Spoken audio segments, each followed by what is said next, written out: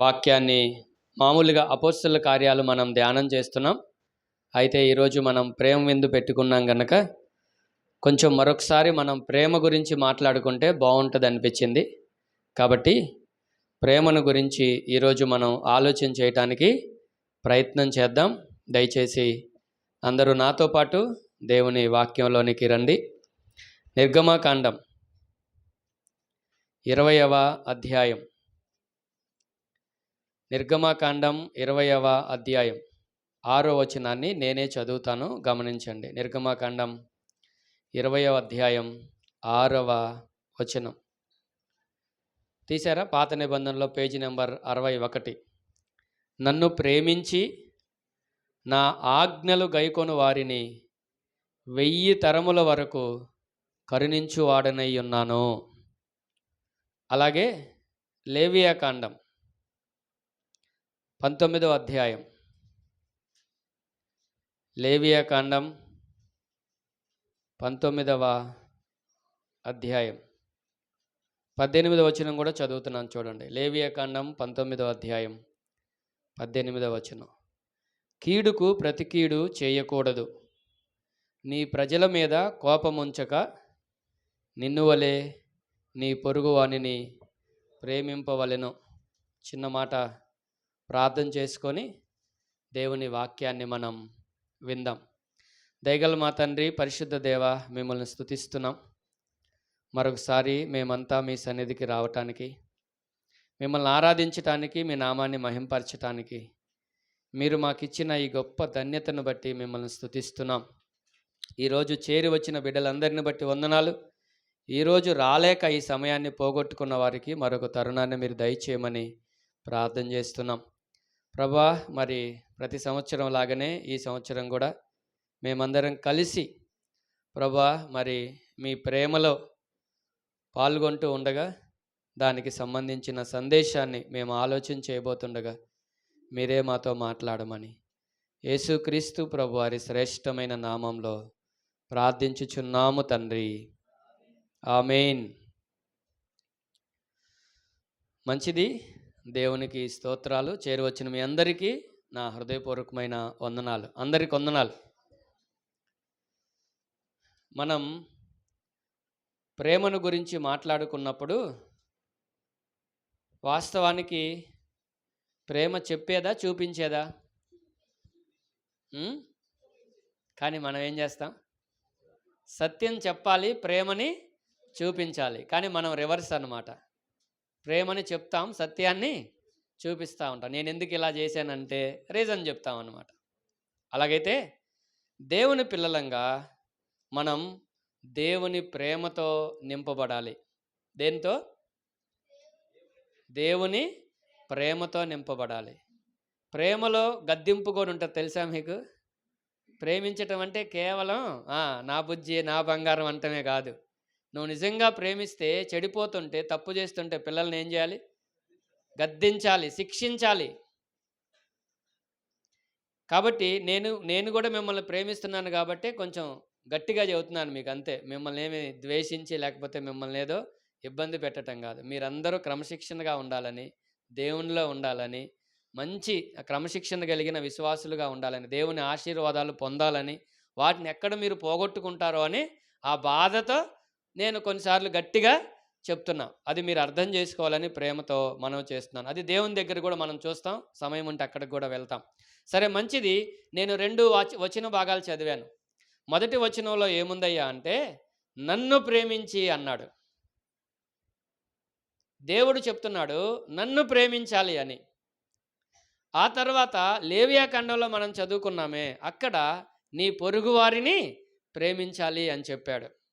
ఈ 2 మాటలు కొంచెం మనం ఈరోజు ఆలోచన చేయటానికి, అర్థం చేసుకోవడానికి ప్రయత్నం చేద్దాం. ఒక విధంగా చెప్పుకోవాలంటే, మనలో కొంతమంది ఏమనుకుంటున్నామంటే, నేను దేవుణ్ణి ప్రేమిస్తున్నాను, పొరుగువారిని కూడా ప్రేమిస్తున్నాను, ఇంకా నాకేమీ లోటు లేదు, కొదవ లేదు అనుకుంటున్నాం. వాక్యం అంతా విన్న తర్వాత అప్పుడు అడుగుతాను, చెప్పండి, నిజంగా మీరు దేవుణ్ణి ప్రేమిస్తున్నారా, మీ పొరుగువారిని ప్రేమిస్తున్నారా అనేది. వాక్యమే మనల్ని పరీక్షించుకోవడానికి ఒక మంచి నమూనా. అలాగైతే ఇక్కడ ప్రభువు ఏం చెప్తున్నాడంటే, నన్ను ప్రేమించి, దేవుని యొక్క ఆశ, దేవుని యొక్క కోరిక ఏంటంటే, మానవుడి నుంచి ఆయన ఏం కోరుతున్నాడు చెప్పండి? మన నుంచి ఆయన ఏం కోరుతున్నాడు? డబ్బులా? వెండి బంగారమా? తలనీలాలా? నిలువు దోపిడియా? ఏమీ లేదు. నిలువు దోపిడీ అంటారు, ఏమంటారు దాన్ని? అంతేననేది? దోపిడీ అంటారు అనుకోండి, సమర్పించేదాన్ని ఏదో అంటారుగా, అంతేనా? Okay, right right. సో ఇవేమీ ఆయన కోరట్లేదు. ఆయన మన నుంచి కోరుతుంది ఏంటయ్యా అంటే ప్రేమ. నిజం చెప్పండి, మీలో ఎంతమంది దేవుణ్ణి ప్రేమిస్తున్నారు? అబద్ధం ఆడకుండా చెప్పండి. ఒక ఆయన ఇలా అన్నాడు, చర్చిలో ఉన్నారు నిజం చెప్పండి అంటే, అప్పుడు వెంటనే ఇంకొక ఆయన అన్నాడు, అంటే బయట చెప్పొచ్చా అని. అలాగైతే మీరు బయట కాదు, లోపల కాదు, ఇప్పుడు మామూలుగా చెప్పండి యథార్థంగా, నేను దేవుణ్ణి ప్రేమిస్తున్నాను అని. ఏంటి అలా చూస్తున్నారు? దేవుణ్ణి ప్రేమిస్తున్నారా? ఒకటి, ఇంకా 2, ఇంకా 3, ఇంకా నేను ఎత్తమనుకున్న ఎత్తేస్తున్నారంటే ప్రేమిస్తున్నారు కాబట్టి. ఇంకా పర్లేదు చెప్పండి. 4, ఇంకా 5, ఇంకా దేవుని ప్రేమిస్తే మరి ఎందుకని ఆదివారాలు రావట్లేదు చెప్పండి? దూరం ఏంది, భారం ఏంది? పనికి వెళ్ళట్లా? ఊరు వెళ్ళట్లా? సరే, మంచిది. ఇక్కడ జాగ్రత్తగా విందాం. మనం అందరం దేవుణ్ణి ప్రేమించే వాళ్ళమే, అందులో డౌట్ ఏమీ లేదు. అయితే ఇక్కడ నేను మీకు చెప్పాలనుకుంటున్నది ఏంటయ్యా అంటే, మనం ప్రేమించవలసినట్లుగా ఆయన్ని ప్రేమించట్లేదు. ఇది మనకు అర్థం కావాలి. ఇక్కడున్న మనందరం, నాతో కలుపుకొని, ఇక్కడున్న మనమందరం దేవుణ్ణి ప్రేమిస్తున్నాం కాబట్టే దేవుని సన్నిధికి వచ్చాం కదా. లేకపోతే ఈరోజు ఎక్కడుంటాం? Sunday is holiday, holiday is jolly day అన్నారు కదా. పోయి ఎక్కడో తిని తిరుగుతూ ఉండేవాళ్ళం మనం కూడా. కానీ దేవుని సన్నిధికి వచ్చామంటే దేవుని మీద ప్రేమ ఉన్నట్లే. అయితే ఆయన మన నుంచి కోరుకుంటున్న ప్రేమ ఏంటయ్యా అంటే ఫస్ట్ లవ్ అంటారనమాట. ఇది మొదటి ప్రేమ. దేవునికి మనం మొదటి స్థానాన్ని ఇవ్వాలి. దేవుణ్ణి ప్రేమిస్తే ఉదయాన్నే లేవగానే ముందు ఎవరి దగ్గరికి వెళ్ళాలి? దేవుని దగ్గరికి వెళ్ళాలి. ఉదయాన్నే లేవగానే ప్రార్థన చేయాలి. ఇప్పుడు ఎత్తండి చేతులు, లేవగానే ప్రార్థన చేసేవాళ్ళు నిజంగా ఎత్తండి. Very good, okay. ఆ తర్వాత వాక్యం చదివేవాళ్ళు ప్రతిరోజు చేతులు ఎత్తండి. ఇప్పుడు అన్నీ లెగవపోవచ్చులే. వెరీ గుడ్, మంచిది. అలాగైతే ఇక్కడ మనం ఆలోచిస్తూ ఉండగా, దేవుణ్ణి ప్రేమిస్తే ఈ 2 జరగాలి. ముఖ్యంగా ప్రతిరోజు ప్రార్థన చేయాలి. ప్రార్థన అంటే ఆయనతో మాట్లాడటమే. ఇప్పుడు నేను ప్రేమిస్తున్నాను నిన్ను అని చెప్పి మాట్లాడకుండా ఉంటే ఎలా? ప్రార్థనలో మనం దేవునితో మాట్లాడాలి, వాక్యం అంటే దేవుడు మనతో మాట్లాడాలి. 2 వైపులు ఉండాలి. కొంతమంది ప్రార్థన చేస్తారు కానీ ఏం చేయరు? వాక్యం అంటే వీళ్ళు చెప్పాల్సింది చెప్పేస్తారు, ఇంకా ఆయన ఏం చెప్తున్నాడో వినరు అన్నమాట. దీన్ని 1 వే ట్రాఫిక్ అంటారు. వెళ్ళటమే కానీ రావడానికి కుదరదు. ఇంకా అలా కాదు, మనం మన దగ్గర నుంచి ప్రార్థన వెళ్ళాలి, ఆయన దగ్గర నుంచి జవాబు రావాలి. సరే, నేను త్వరగా వెళ్తున్నాను. దేవుణ్ణి ప్రేమించిన యొక్క భక్తుల జీవితాలను మనం ఆలోచన చేస్తే, నాకు కూడా కొన్నిసార్లు నిజంగా నేను ఇంతగా దేవుణ్ణి ప్రేమించగలుగుతున్నానా అని నాకు కూడా అనుమానం వచ్చింది. అలాగైతే ఇక్కడ మనం ఆలోచిస్తూ ఉండగా ప్రియులారా, దేవుణ్ణి ప్రేమిస్తే మన జీవితం ఎలా ఉండాలో కొంచెం మనం త్వరగా ఆలోచన చేయడానికి ప్రయత్నం చేద్దాం. అది చెప్పిన తర్వాత అప్పుడు ఎత్తాలి చేతులు మీరు, సరేనా? ఆదికాండం 22వ అధ్యాయం. ఆదికాండం 22వ అధ్యాయం 2వ వచనం.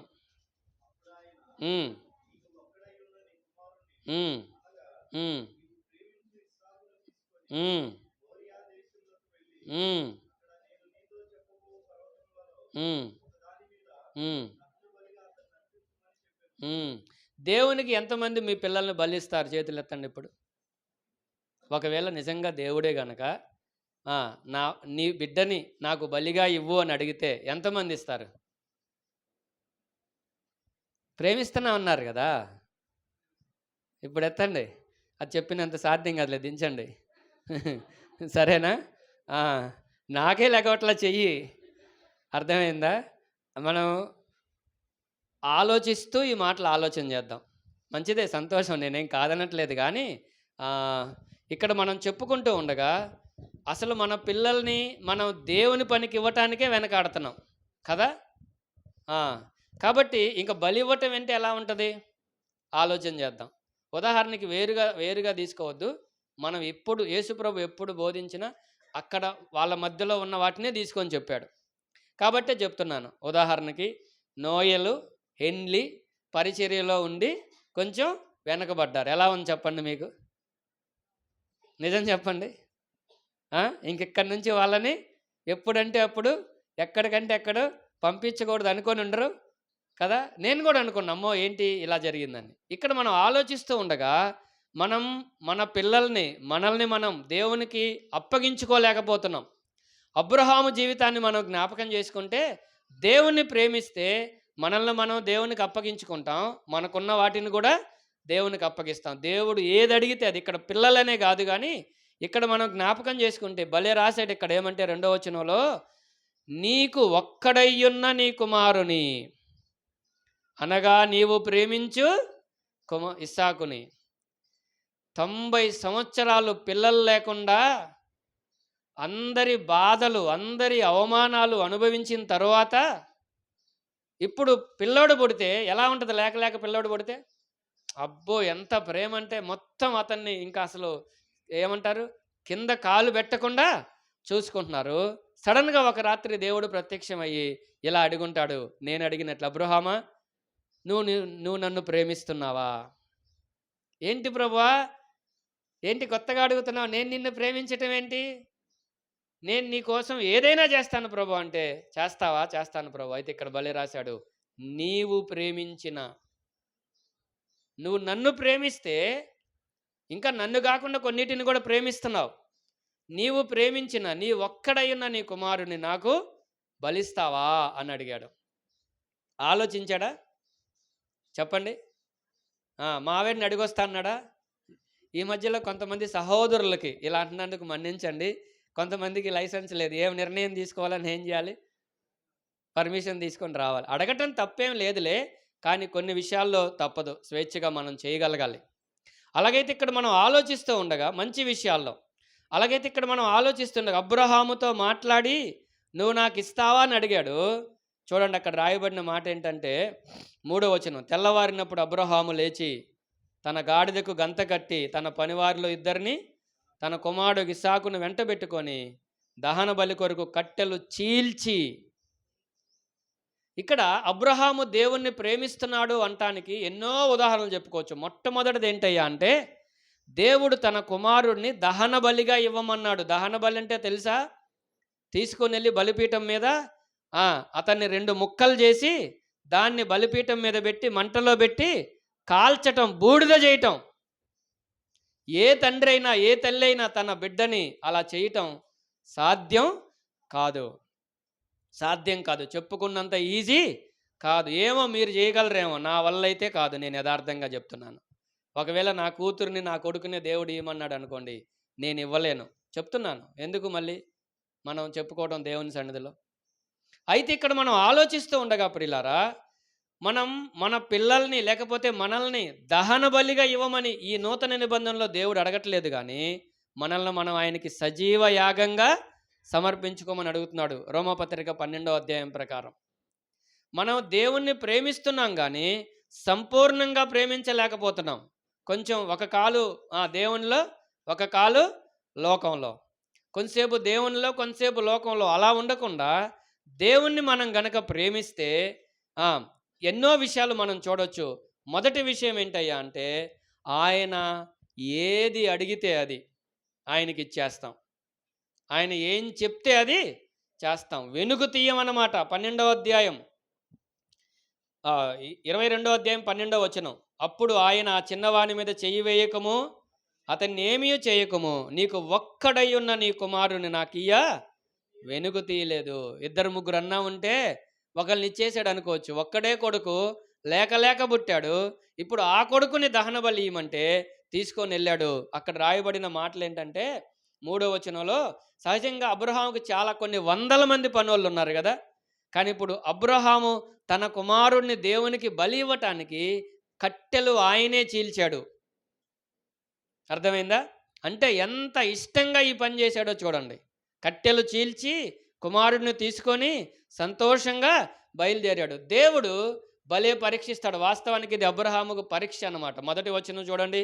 మొదటి వచనం 22:1 ఆ సంగతులు జరిగిన తర్వాత దేవుడు అబ్రాహామును పరిశోధించెను. మనకు దేవుని మీద ఎంత ప్రేమ ఉందో ఆయనకి తెలియటానికి కాదు. మరలా చెప్తున్నాను. కొంతమంది ఇలా చెప్తా ఉంటారు చెప్పేటప్పుడు. అది పొరపాటు, అవగాహన లేకపోవటమే. అబ్రాహాము నన్ను ప్రేమిస్తున్నాడో లేదో తెలుసుకుందామని దేవుడు అతనికి టెస్ట్ పెట్టలా. ఎందుకు? అబ్రాహాము ఆయన్ని ప్రేమిస్తున్నాడు లేదో దేవునికి తెలుసా లేదా? తెలుసు. మరి ఎందుకంటే పరీక్ష అది. అబ్రాహాము దేవుణ్ణి ఎంత ప్రేమిస్తున్నాడో అబ్రాహాముకు తెలియాలి. అబ్రాహాము దేవుణ్ణి ఎంత ప్రేమిస్తున్నాడో లోకానికి తెలియాలి. అంతేగాని ఆయనకి తెలియటానికి కదా. ఆయనకి తెలుసు. మనం ఏం మాట్లాడతామో కూడా ఆయనకి తెలుసు. అవునా? ఇప్పుడు మందిరంలో ఉన్నాం. సాయంత్రం ఎక్కడ ఉంటామో కొన్నిసార్లు మనకే తెలియదు. కానీ ఆయనకి తెలుసు. పరిస్థితులు తీసుకెళ్తాయి మనల్ని. కానీ ఆయనకి తెలుసు నువ్వు ఎప్పుడు ఎక్కడ ఉంటావో, ఏం చేస్తావో. కాబట్టి దేవుడు ప్రతి వ్యక్తిని పరీక్షించేది ఎందుకయ్యా అంటే, మన గురించి మనకి ఓవర్ కాన్ఫిడెన్స్ అంటారు దీన్ని. అంటే మన గురించి మనం ఎక్కువగా ఊహించుకుంటాం. నేనేమైనా చేయగలను దేవుని కోసమని. కానీ మనం మన మన మన ఏమంటారు? మన సామర్థ్యం ఏంటో మనకు తెలియజేయటం కోసం దేవుడు కొన్నిసార్లు పరీక్షిస్తూ ఉంటాడు. కాబట్టి దయచేసి ఈ విషయాలు గమనించాలని ప్రేమతో మనవి చేస్తున్నాను. ఇదెందుకు చెప్పానంటే, అబ్రహాము ఇంటి నుంచి బలి ఇవ్వటానికి వెళ్ళాడే ఆయన. నేను ఒక కొండను చూపిస్తాను, ఆ కొండ మీద ఇవ్వాలని. అక్కడికి 3 రోజులు ప్రయాణం పట్టింది. ఎన్ని రోజులు? ఈ 3 రోజుల్లో ఆయన నిర్ణయం మార్చుకోవచ్చు, ఇవ్వకుండా వెనక్కి వెళ్ళిపోవచ్చు. 3 రోజులు పెట్టాడు దేవుడు. ఈ 3 రోజుల్లో కూడా ఒక్కసారి కూడా అమ్మో అయ్య బాబోయ్ నా కొడుకుని నేను దేవునికి బలి ఇవ్వాలా అని ఆయన అనుకోలేదు. అయితే ఇప్పుడు నేను మిమ్మల్ని సూటిగా అడుగుతున్నాను, అబ్రహాము లేదా ఎవరైనా సరే తన చేతులతో తన కొడుకుని చంపాలి అంటే ఎప్పుడు చంపగలడు చెప్పండి? ఏ తల్లి అయినా తండ్రి అయినా,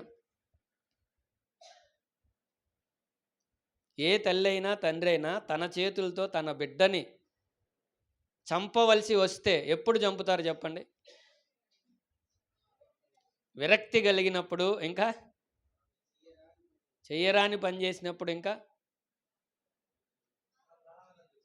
ప్రాణాల మీదకి వచ్చినప్పుడు వాళ్ళని కాపాడుకోవడానికి వాళ్ళని చంపుతారు. Very good. భలే ఆలోచిస్తారు చూసారు. అందుకే అడిగేది. నాకు రాని ఆలోచనలు కూడా మీకు వస్తాయి. అందుకే అడిగేది. ఇంకా మీరు చెప్పినంత కరెక్టే. చెప్పండి, ఎప్పుడు చంపుతారు తన చేతులతో అంటే? పరువు హత్యలు బాగా జరుగుతున్నాయి కదా ఈ మధ్య. ఇంకా ఎప్పుడు చంపుతారంటే ముందు గుండెల్లో చంపేసుకోవాలి. ఇంకా నా కొడుకు నాకు లేడు. సరే, కారణం ఏదైనా సరే ఎందుకు చంపుతారని అడగలేదు నేను కదా. వాళ్ళు ఏదో తప్పు చేశారా, మంచా చెడా తర్వాత సంగతి. కానీ చంపవలసి వస్తే ముందు లోపల గుండెల్లో చంపేసుకోవాలి. ఇక నా కొడుకు లేడు అనుకొని అప్పుడు చంపాలన్నమాట. అట్లా అబ్రహాము ఇస్సాకును గుండెల్లో చంపేసుకున్నాడు. దేవునికి కావాల్సింది గుండెల్లో ఉన్న ఇస్సాకు. అర్థమైందా? బయట ఉన్న ఇస్సాకు కాదు. అబ్రహాము దేవుణ్ణి ప్రేమిస్తున్నాడు. కానీ కొంతమంది బైబిల్ పండితులు ఏం చెప్పారంటే, కొంచెం దేవుని మీద ఉన్న ప్రేమ కొడుకు మీదకి డైవర్షన్ అయింది. ఇంతకుముందు టయానికి ప్రార్థనకు వచ్చేవాడు, కొడుకు పుట్టినాక లేటుగా వస్తున్నాడు. పిల్లల మీద సాకులు అన్నమాట.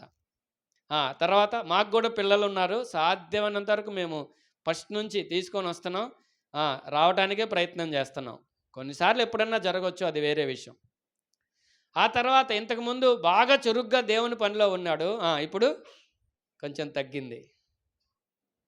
కాబట్టి ఇవన్నీ బేరేజ్ వేసుకొని దేవుడు అడుగుతున్నాడు, నీ కొడుకుని నాకు దహన బలిగా ఇవ్వాలి. గుండెల్లో కొడుకుని చంపేసుకొని ఇంకా నా కొడుకు లేడు, ఎన్ని ఆశలు పెట్టుకున్నాడో కదా, లేక పుట్టాడు, ఏమేం కోరికలు పెట్టుకున్నాడో తెలియదు.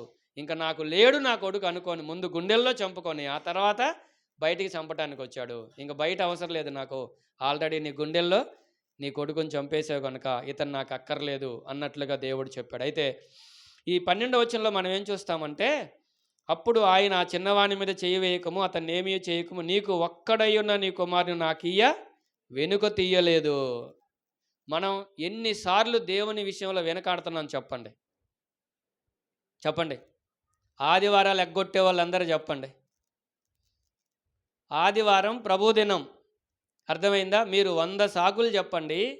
ఆదివారం మనం ప్రభు సన్నిధిలోనే ఉండాలి. ఈ రోజు నుంచి తీర్మానం చేసుకోండి. ఎంత కష్టమైనా, ఎంత ఇబ్బంది అయినా నేను నీ సన్నిధిలోనే ఉంటానని. ఆయన ఏమంటారు, ధర్మశాస్త్రం ఇచ్చినప్పుడు ఏం చెప్పాడంటే, 6 రోజులు మీవి, 7వది నాది. ఆదివారం ఎవరిది? అందరు వినాలి, ఉద్యోగస్తులు కూడా వినాలి, అందరు వినాలి. ఆదివారం ఎవరిది? దేవుంది. కాబట్టి ఆదివారం సెలవు లేని ఉద్యోగాలు మానుకోండి, ఇబ్బంది ఏం లేదు. ఆదివారం నాకు సెలవు లేదంటే అసలు ఆ ఉద్యోగం మానేయండి. ఆదివారం సెలవు ఉండే పనే చూసుకోండి. 6 రోజులు కష్టపడండి. దేవుడు తప్పకుండా మనకి 7వ రోజు ఒక్కరోజు మనం పని చేయలేదనుకోండి, చాలా ఉంటాయి, చాలా పనులు ఏవో ఉంటాయి మనకి. కానీ ఆ ఒక్కరోజు మనం దేవునికి ఇస్తే దేవుడు మనకిచ్చే ఆశీర్వాదం చాలా గొప్పగా ఉంటుంది. సరే, నేను త్వరగా ముందుకెళ్తున్నాను, ఎక్కడే ఆగిపోయాను, మరలా మనం వెనక్కి వద్దాము. దేవుణ్ణి ప్రేమిస్తే మనం ఆయన విషయంలో వెనకాడం. అవునా? దేవునికి ఇవ్వాలన్నా, దేవుని పని చెయ్యాలన్నా, పరిచర్య చేయాలన్నా వెనకాడం. కానీ అప్పుడప్పుడు ఏం చేస్తున్నాం? వెనకాడుతున్నాం. అవునా? మా బ్రదర్ ఉన్నాడు, పని చేస్తాడు కానీ ఒక్కోసారి అందుబాటులో ఉండడు. ఎక్కడంటే గుంటూరు అంటాడు, ఎక్కడంటే నరసరావుపేట అంటాడు. ఎవరోలే, చూడొద్దులే, అర్థమైన వాళ్ళకి అర్థమే, చూడండి. సరేనా? ఇక్కడ మనం జ్ఞాపకం చేసుకుంటూ ఉండగా మనం కమిట్మెంట్ పెట్టుకోవాలి. నువ్వు వెనక్కి తిరిగి చూసి అందరికి అర్థం చెప్పి చేయాలా? సరే, వినండి, జాగ్రత్తగా వినండి. మనం ఒక కమిట్మెంట్ కలిగి ఉండాలి. ఇక్కడ నుంచి దేవుని విషయంలో మనం వెళ్ళాలనుకున్నప్పుడు ఇంకా గుంటూరు లేదు, నరసరావుపేట లేదు, ఇంకా దేవుని సన్నిధికే మనం ప్రాధాన్యత ఇవ్వాలి. అలాగైతే ప్రియులారా రండి, నేను కొంచెం ఇక్కడ ఎక్కువసేపు గడిపేశాను. దేవుణ్ణి ప్రేమించటం అనేది మన భాగ్యం. ప్రేమిస్తే ఏం జరిగిద్దో, ప్రేమించకపోతే ఏం జరిగిద్దో 2 మాటలు చెప్పేస్తాను. చూడండి, మరలా రండి. నిర్గమకాండం 20వ అధ్యాయం 6వ వచనం. నిర్గమకాండం 20వ అధ్యాయం 6వ వచనం. నన్ను ప్రేమించి నా ఆజ్ఞలను గైకొను వారిని 1000 తరముల వరకు కరుణించువాడను. మీకు అర్థం అవటానికి ఇలా చెప్పాలనుకున్నాను.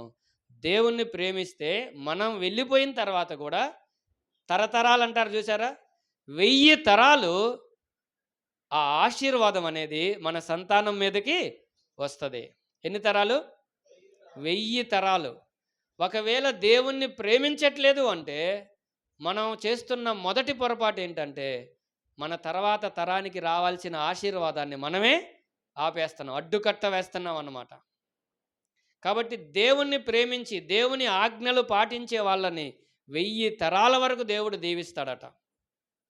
మనం ఈ విషయాన్ని దావీదు జీవితంలో చూడగలం. దావీదుతో దేవుడు వాగ్దానం చేశాడు, నీ తర్వాత నీ సింహాసనం మీద ఒకడు ఉండక మానడు అని చెప్పాడు. అలాగే దేవుడు అతనికి అలాగే ఇచ్చుకుంటా వచ్చాడు. ఆయన సంతానంలో ఎవరైనా తప్పు చేసినా ఆయన కాకపోతే ఇంకొకరినైనా ఎన్నుకున్నాడు. కానీ ఎవరో ఒకరిని, సౌలుని చూడండి, సౌలుతోనే అయిపోయింది. ఇంకా తర్వాత ఆయన సంతానంలో ఎవరు రాజులు రాలేదు. ఇంకా కొంతమంది భక్తులను చూడండి. ఏలీని చూడండి, యాజకుడు చెప్పాడు, ఏలీ కూడా నిర్లక్ష్యంగా ఉండి దేవుని సరిగా ప్రేమించని కారణం చేత ఇంకా ఎవ్వరు నీ సంతానంలో యాజకులుగా ఉండరని చెప్పాడు. కాబట్టి దేవుని పిల్లలంగా మనం దేవుణ్ణి నిర్లక్ష్యం చేయకుండా, దేవుని సన్నిధిని నిర్లక్ష్యం చేయకుండా ఆయన్ని మనం ప్రేమిస్తే ఆయన కోసం ఏమైనా చేస్తాం, ఎంత దూరమైనా వెళ్తాం, ఎంత కష్టమైనా పడతాం. అవసరమైతే పస్తులు ఉన్నారు కానీ భక్తులు దేవుని ఆజ్ఞను అతిక్రమించలేదు. చాలామంది ప్రాణాలైనా తెగించారు కానీ వాళ్ళు ప్రభు కొరకు జీవించారు. అలాగైతే దేవుణ్ణి ప్రేమిస్తే 1000 తరాల ఆశీర్వాదం వస్తుందట. మరి ప్రేమించకపోతే? కొరింథీయులకు రాసిన మొదటి పత్రిక 16వ అధ్యాయం 22వ వచనం, 158 క్రొత్త నిబంధనలో పేజీ నెంబర్. కొరింథీయులకు రాసిన మొదటి పత్రిక 16వ అధ్యాయం 22 2వ వచనం. ఎవడైనను బహు చాలా భయంగా ఉంది నాకు ఈ మాట చదవటానికి. ఎవడైనను ప్రభువుని ప్రేమింపకుంటే ఏమొచ్చింది? దేవుణ్ణి ప్రేమించకపోతే అది. కాబట్టి నాకు ఆశీర్వాదం కావాలి అని మీరు కోరుకున్నంత మాత్రాన ఆశీర్వాదం రాదు. నాలాంటి సేవకులు వచ్చి ప్రార్థన చేసినంత మాత్రాన ఆశీర్వాదం రాదు. కానీ ఎవరైతే దేవుణ్ణి ప్రేమిస్తారో వారికి ఆయన 1000 తరాల ఆశీర్వాదాలు ఇస్తాడట. ఆయన్ని ప్రేమించకపోతే ఆశీర్వాదం రాకపోగా ఏమొస్తుంది? శాపం వస్తుందట.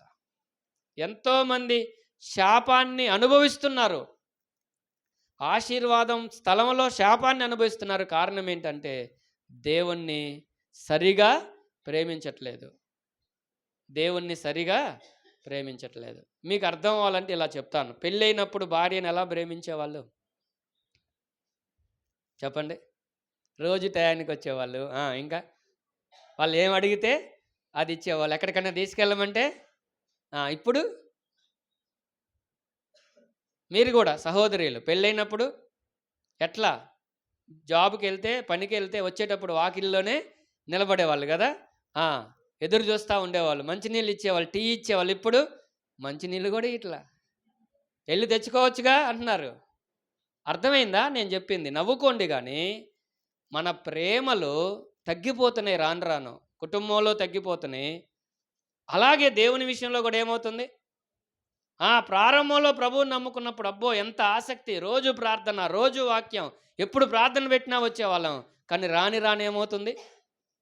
ఆసక్తి తగ్గిపోతుంది. దయచేసి అర్థం చేసుకుందాం. దేవుణ్ణి ప్రేమించకపోతే మనమే నష్టపోతాం. దేవుణ్ణి ప్రేమిస్తే లాభం ఎవరికి? దేవునికి కాదు, మనకే. దేవుణ్ణి ప్రేమించకపోతే నష్టం ఎవరికి? మనకే. దేవునికి ఏమి లాభం ఉండదు, నష్టం ఉండదు. మనం చెయ్యకపోయినా ఆయనకేమి పెద్ద సమస్య ఏమీ లేదు. కాబట్టి ఈ విషయాన్ని గుర్తుపెట్టుకోవాలని ప్రేమతో మనవి చేస్తున్నాను. మంచిది. నేను 2వ మాట దగ్గరికి వెళ్తున్నాను. మనం లేవియాకాండం చదువుకున్నాం కదా. లేవియాకాండంలో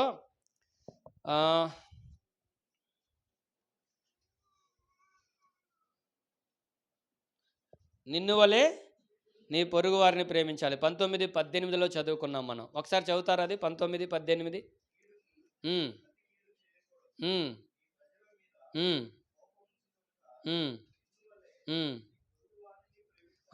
రెండో మాట ఏంటయ్యా అంటే మనం మన పొరుగు వారిని, ఇరుగు పొరుగు అంటారు కదా.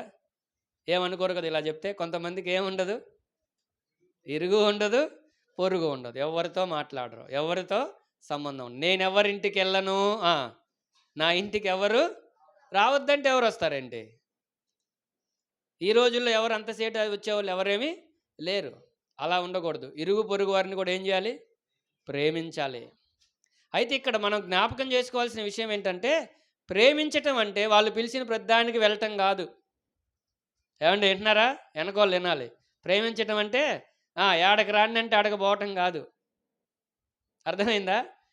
మనం ఏమనుకుంటున్నాం? అలా వెళ్ళాలనుకుంటున్నాం. అది కాదు ప్రేమించటం అంటే. ఇక్కడ ఏం చెప్పాడంటే 2 మాటలు చెప్పాడు. ఒకటి, వాళ్ళకి కీడు చేయొద్దు, అంటే మేలు చేయాలి. నీ పొరుగు వారిని ప్రేమిస్తే వాళ్ళకి ఏం చేయాలి? మేలు చేయాలి. వాళ్ళకి నువ్వేం చేయగలవో అది. భౌతికంగా అయినా మేలు చెయ్యి, ఆత్మీయంగానైనా మేలు చెయ్యి. మేలు చేయాలి కానీ కీడు చేయకూడదు. కాబట్టి పొరుగువారిని ప్రేమించటం అంటే వాళ్ళకి మనం కీడు చేయకూడదు, మేలు చేయాలి. కొన్నిసార్లు మనకి కీడు చేసి ఉంటారు, మరి అప్పుడేం చేయాలి? కొంతమంది ఇలా ఉంటారన్నమాట. వీళ్ళేంటంటే నేను ఎవరి జోలికి వెళ్ళను, నా జోలు వస్తే ఊరుకోను. అట్లా కుదరదు. వాక్యం అలా చెప్పట్లేదు. నీకు కీడు చేసిన వాళ్ళకి కూడా ఏం చేయాలి? మేలు చేయాలి. భూమి మీద 3 రకాల ప్రజలు ఉంటారట. మొదటి రకం ఎవరయ్యా అంటే ఫస్టే చెప్పాను కదా, ఎవరికి కీడు చేయరు, కానీ కీడు చేస్తే మాత్రం ఊరుకోరు. కీడుకు ప్రతి కీడు చేసేవాళ్ళు. రెండో వాళ్ళు ఎవరయ్యా అంటే ఇది మానవ లక్షణం. ఏంటి? మానవ లక్షణం. ఎవరి జోలికి వెళ్ళరు, ఎవరన్నా వాళ్ళ జోలికి వస్తే ఊరుకోరు. ఇది మానవత్వం అంటారు దీన్ని. రెండో రకం ఎవరయ్యా అంటే మేలు చేసిన వాళ్ళకి కూడా కీడు చేస్తారు. ఇది దయ్యపు లక్షణం. అర్థమైందా? ఎవరికి ఏం చేయరు, ఎవరైనా ఏదైనా అంటే మాత్రం ఊరుకోరనమాట. అంటే న్యాయంగా వెళ్తారు వీళ్ళు. రెండో రకం ఎవరయ్యా అంటే, మేలు చేసిన వాళ్ళకి కూడా ఏం చేస్తారు? కీడు చేస్తారు. ఇది సాతాను లక్షణం. కొంతమంది దేవుని పిల్లల్లో కూడా ఇలాంటి లక్షణం ఉండటం చాలా బాధాకరమైన విషయం. నువ్వు బాధల్లో ఉన్నప్పుడు, నువ్వు ఆపదల్లో ఉన్నప్పుడు, నువ్వు ఒంటరితనంలో ఉన్నప్పుడు, నువ్వు దిక్కు లేకుండా బాధపడుతున్నప్పుడు ఎవరైనా ఆదరిస్తే వాళ్ళని మర్చిపోవచ్చా చెప్పండి? ఎప్పటికీ మర్చిపోకూడదు మనం. నిన్ను ప్రభువులోకి నడిపించిన వాళ్ళని మర్చిపోకూడదు. నిన్ను ఆత్మీయంగా బలపరిచిన వారిని మర్చిపోకూడదు. నిన్ను ఆర్థికంగా ఆదుకున్న వాళ్ళని మర్చిపోకూడదు. మేలు చేసిన వాళ్ళకు కూడా కీడు చేసేవాళ్ళు. మూడో రకం ప్రజలు ఉంటారు. ఇది దైవ లక్షణం. కీడు చేసిన వాళ్ళకు కూడా మేలు చేస్తారు. అర్థమైంది కదా? కీడు చేసిన వాళ్ళకే కీడు చేస్తారు, మొదటి లక్షణం. ఇది మానవ లక్షణం. రెండవది, మేలు చేసిన వాళ్ళకు కూడా కీడు చేస్తారు. ఇది దయ్యపు లక్షణం, సాతాను లక్షణం. మూడవది, కీడు చేసిన వాళ్ళకు కూడా మేలు చేస్తారు. ఇది దైవ లక్షణం. రెండో మాట చదవండి, 19:18 లేవియాకాండంలో. మొదటి మాట ఏమో కీడు చేయొద్దు. రెండో మాట చెప్పండి. ఎంతమంది మీద మనకు కోపం ఉంది చెప్పండి, నిజం చెప్పండి. నాకు ఎవరి మీద కోపం లేదన్న వాళ్ళు చేయలేదండి కదా? ఎవరో ఒకళ్ళ మీద ఏముంటుంది మనకి? త్రిశాలకి లేదంట. నిద్ర వేలేసావా ఏంది? సరే, మంచిది, విందాం, కొంచెం జాగ్రత్తగా విందాం. మనకెవరైనా కీడు చేస్తే, మనకెవరైనా ఇబ్బందికరంగా ప్రవర్తిస్తే సహజంగా మనకేమొస్తుంది? కోపం వస్తుంది. అయితే కోపం రావటం అనేది సహజం. అది అక్కడ ఏం చెప్పాడు? మళ్ళీ చదవండి. కోపం ఉంచుకోకూడదు. వస్తుంది, కానీ దాన్ని ఏం చేయకూడదు? ఎట్లా వచ్చిందో అట్లా తిప్పి పంపించాల్సిందే. కోపాన్ని కంట్రోల్ చేసుకోవాల్సిందే. కోపాన్ని అలాగే ఉంచుకోకూడదు. కోపాన్ని ఉంచుకోవటం అంటే అర్థం ఏంటంటే, ఒక్కసారి అనేస్తాం, అది వేరే విషయం. కానీ కొంతమంది ఏం చేస్తారంటే అలాగే మనసులో పెట్టుకుంటారు. అందుకనే ఎఫెసీ పత్రికలో ఏముందయ్యా అంటే, కోపపడండి అని ఉంది. తెలుసా మీకు? చదివారా? కోపపడండి అని ఉంది ఎఫెసీ పత్రిక 5వ అధ్యాయం. ఎఫెసీ పత్రిక 5వ అధ్యాయం 4వ వచనమా? 4వ అధ్యాయం, సారీ, 4వ అధ్యాయం 26వ వచనం. చదవండి. కోపపడుడి అన్నాడు కదా, గుర్తుపెట్టుకోండి.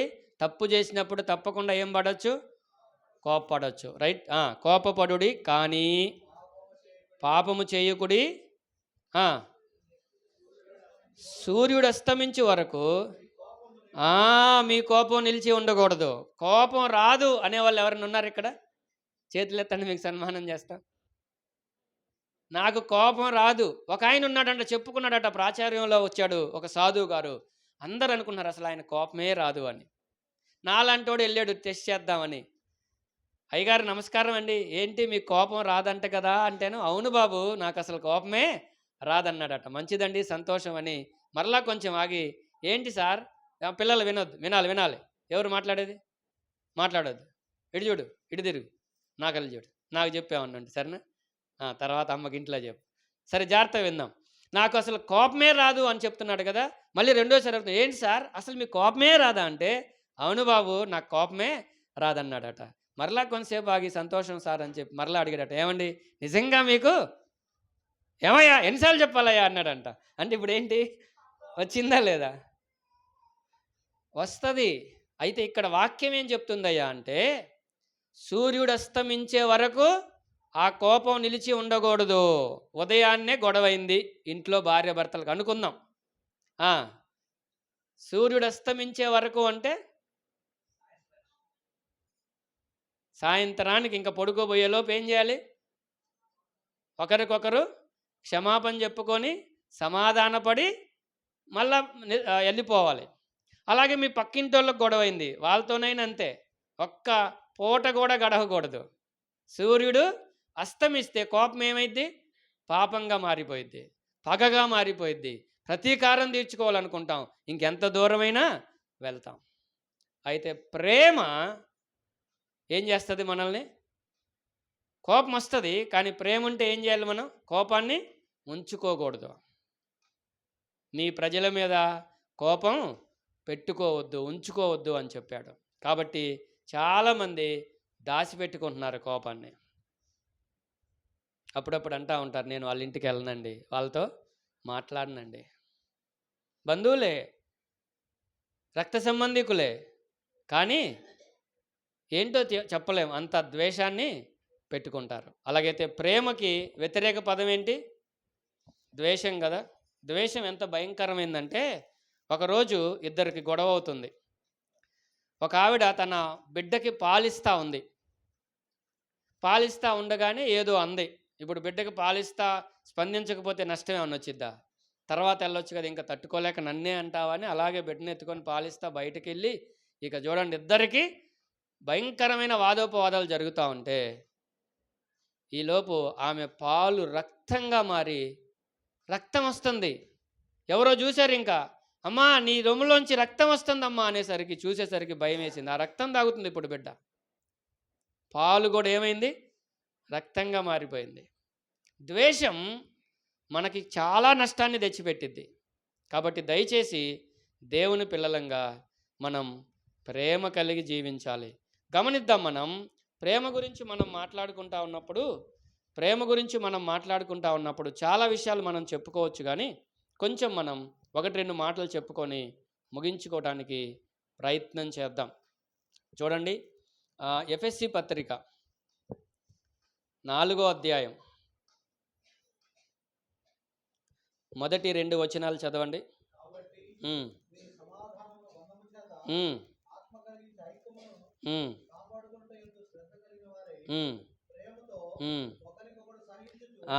చాలండి.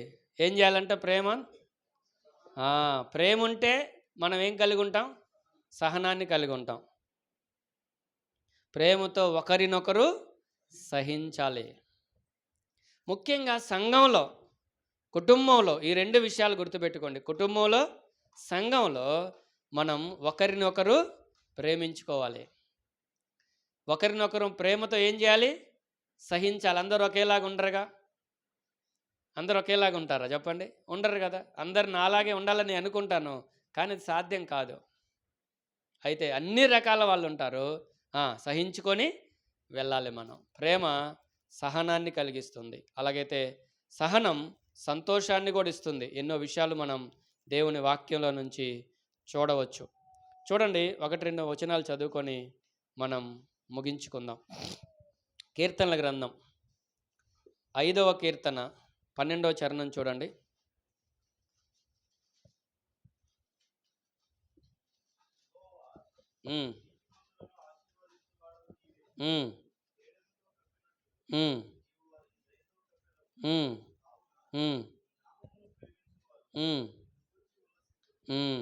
ఒక విషయం నేను చెప్పాలనుకుంటున్నాను ఈరోజు. అదేంటంటే, ఎవరైతే ప్రేమిస్తారో వాళ్ళు ఎప్పుడు ఎలా ఉంటారు అంటే, మన వాడుక భాషలో చెప్పుకుంటే సంతోషంగా ఉంటారు. కాబట్టి మన జీవితంలో మనం ఎల్లప్పుడూ సంతోషంగా ఉండాలి అంటే మనం కలిగి ఉండాల్సింది ఏంటయ్యా అంటే ప్రేమ కలిగి ఉండాలి. అయితే చాలాసార్లు మనం ఏం చేస్తామంటే, ప్రేమించటానికి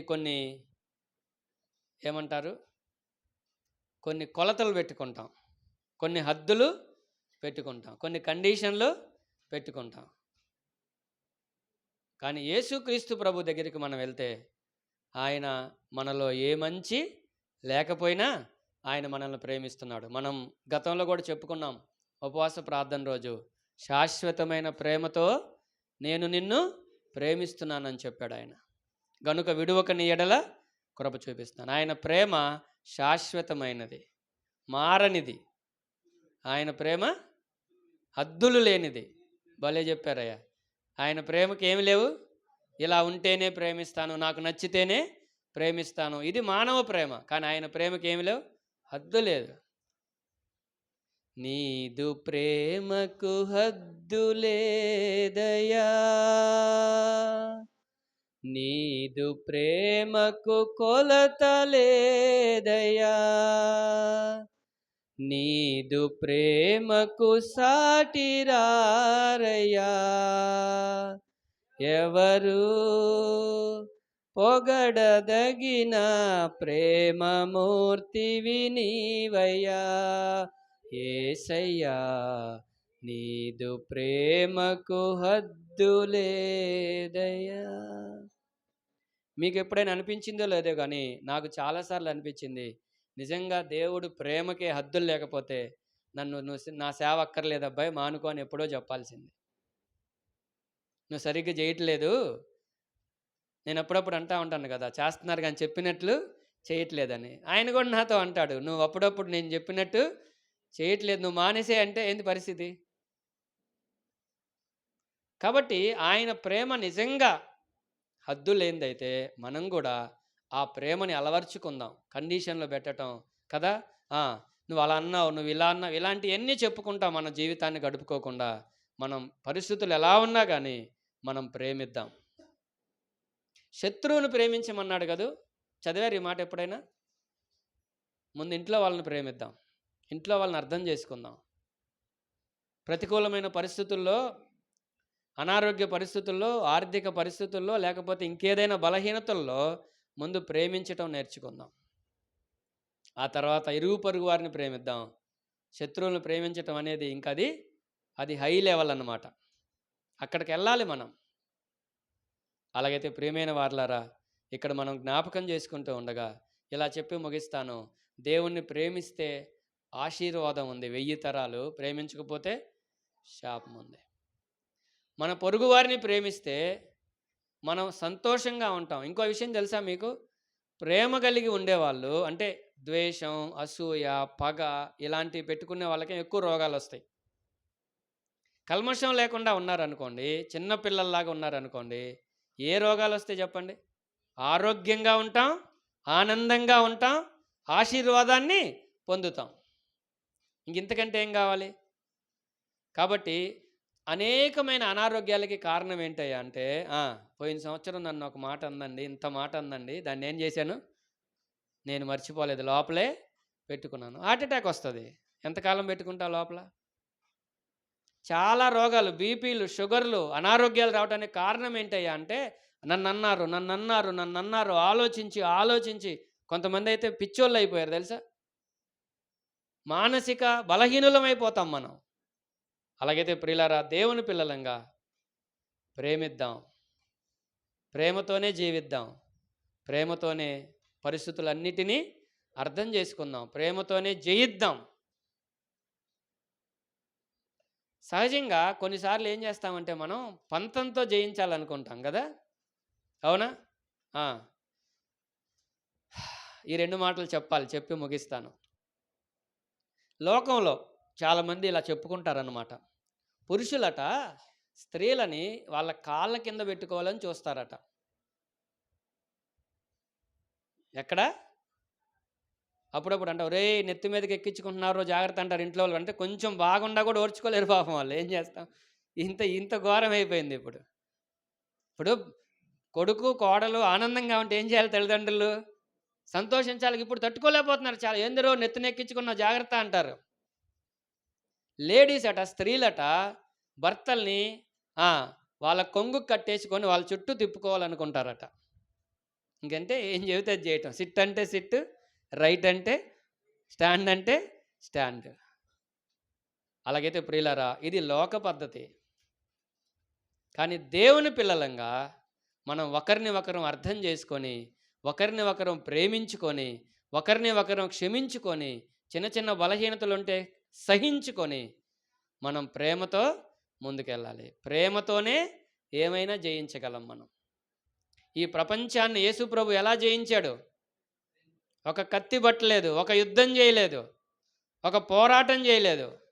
సహజంగా ఏ వ్యవస్థ వెనకాలైనా ఎన్నో యుద్ధాలు, ఇప్పుడు కొన్ని మతాలు మనం చెప్పుకుంటే వాళ్ళు కేవలం యుద్ధాలు చేసే మతాలని వాళ్ళు వ్యాపింపజేసుకున్నారు. కానీ ప్రపంచమంతా యేసు ప్రభు వెంట వెళ్తా ఉంది అంటే ఒకటే, ఏముంది ఆయన దగ్గర?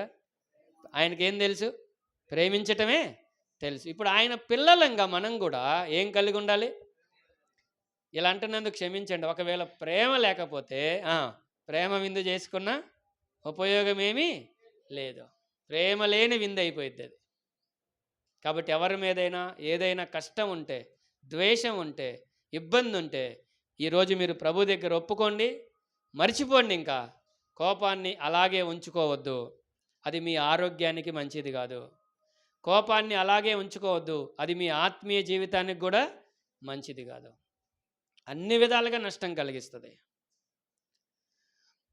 కాబట్టి ఈ మాటలు మనసులో పెట్టుకొని దేవుని పిల్లలంగా ఆయన ప్రేమలో మనం కొనసాగుదాం. ఇది ఎప్పుడు సాధ్యమైంది చెప్పండి? ఇప్పుడు మనం చెప్పుకున్నాయని అంత ఈజీనా? ఎప్పుడు సాధ్యమైంది? ఆ మాట చదివి నేను ప్రార్థన చేస్తాను. రోమపత్రిక 5వ అధ్యాయం 5వ వచనం. రోమపత్రిక 5వ అధ్యాయం 5వ వచనం. ఎందుకనగా ఈ నిరీక్షణ మనలను సిగ్గుపరచదు, మనకు అనుగ్రహింపబడిన పరిశుద్ధాత్మ ద్వారా దేవుని ప్రేమ మన హృదయములలో కృమ్మరింపబడి ఉన్నది. దేవుని ప్రేమ మన హృదయాల్లో కృమ్మరించబడితే తప్ప. ఇప్పుడు నా జేబులో డబ్బులు ఉన్నాయి, పక్కన పెట్టేశాను. పెన్ను ఉంది, పక్కన పెట్టేశాను. ఇంకేమి లేవు. ఇప్పుడు నన్ను ఏమన్నా అడిగారు అనుకోండి, ఏం చేయగలను నేను? ఏమన్నా ఉందా ఇవ్వటానికి? ఇవ్వలేను కదా. ఇప్పుడు పెన్ను ఉంటే పెన్ను అడిగేవాళ్ళు ఇచ్చేవాడిని, డబ్బులు ఉంటే డబ్బులు అడిగేవాళ్ళు ఇచ్చేవాడిని. ఇప్పుడు ఏమీ లేవు. ఇప్పుడు నా దగ్గర ప్రేమ ఉంటే నేనేం చేస్తాను? ఇస్తాను, లేకపోతే ఇవ్వలేను. కాబట్టి ఈ రోజు నుంచి మనం ఏం చేద్దామంటే డబ్బులు కుమ్మరిచ్చి ప్రభువా, ఇంకేదేదో మనం ప్రార్థనలు అనుకుంటాం కదా, బాగా కలిసి రావాలి ఈ సంవత్సరం, అవన్నీ పక్కన పెట్టండి, తర్వాత సంగతి. ముందు నా హృదయంలో నీ ప్రేమని కుమ్మరించయ్యా. అందరినీ సమానంగా ప్రేమించటానికి, అన్ని పరిస్థితుల్లో ప్రేమించటానికి, నేను అన్ని పరిస్థితులు అర్థం చేసుకొని ముందుకెళ్ళటానికి నా హృదయంలో నీ ప్రేమని కుమ్మరించు ప్రభువా అని అడుగుదాం. దేవుణ్ణి ప్రేమిద్దాం, అలాగే మన సాటి మనిషిని కూడా ప్రేమిద్దాం. యోహాను పత్రికలో ఇంకొక మాట ఉంది, నేను 1 గంటగా ముగించాలనుకున్నాను కానీ ఇంకా దాటి వెళ్ళలేకపోతున్నాను. నీకు కనబడే మనిషినే నువ్వు ప్రేమించకుండా కనబడని దేవుణ్ణి ఎలా ప్రేమిస్తావని అడుగుతాడు, భలే అడుగుతాడు అక్కడ. అలాగైతే దేవుని పోలికలో ఉన్నాడు మనిషి. ఇప్పుడు ఆ మనిషిని ద్వేషిస్తే ఏం చేసినట్టు? మనం దేవుణ్ణే ద్వేషించినట్లు. కాబట్టి ఎవరిని మనం ద్వేషించొద్దు. మనల్ని ద్వేషించినా సరే మనం వాళ్ళని ప్రేమిద్దాం, వాళ్ళని క్షమిద్దాం. అలాగే మనం ప్రభు కొరకు ముందుకి కొనసాగుదాం. ప్రభు అలా చేయటానికి మనందరికీ సహాయం చేయనుగాక. ఒక పల్లవి చరణం అందరం కలిసి పాడుకొని మనం ముగించుకుందాం. అందరు లేచి ఒకసారి నిలబడదాం. కొరింథీ మొదటి పత్రిక 13:13 ఏముంటుందంటే, విశ్వాసము, నిరీక్షణ, ప్రేమ, ఈ 3 నిలుచును, వీటిలో శ్రేష్టమైనది ప్రేమ అని ఉంటుంది. అలాగైతే ప్రేమ శాశ్వత కాలముండును అనే పాట ఒకసారి చూడండి. ఆ పాటను మనం పాడుకొని ముగించుకుందాం. ప్రేమ శాశ్వత కాలముండును.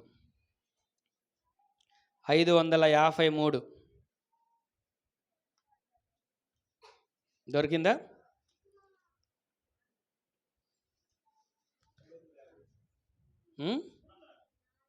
సారీ, 353.